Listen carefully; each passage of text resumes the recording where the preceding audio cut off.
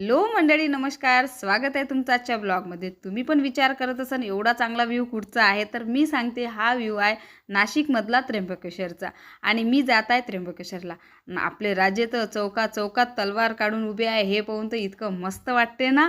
आणि मग काय आम्ही पोहोचलो बा तिथं. मग तर आपल्याला लागली सगळ्यात पहिले भूक, आणि जेवणाचं तर सगळ्यात पहिलेच पाहा लागते. मग आहे आपल्या शेगावची संस्था तिथं.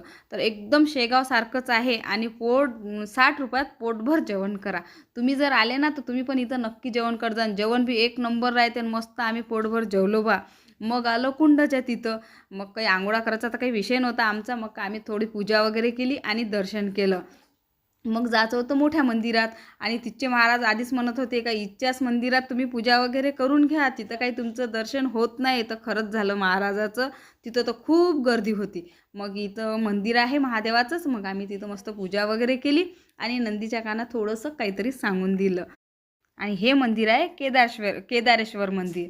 तर मग काय, मग आलो आम्ही दुसऱ्या मंदिरात. आणि इथं तर खूप गर्दी होती आणि तर 4-5 घंटे तर आम्हाला रांगेतच उभं राहावं लागलं. मग काय, मग झालं बा दर्शन. गर्दी पाहू शकता तुम्ही. टाटा.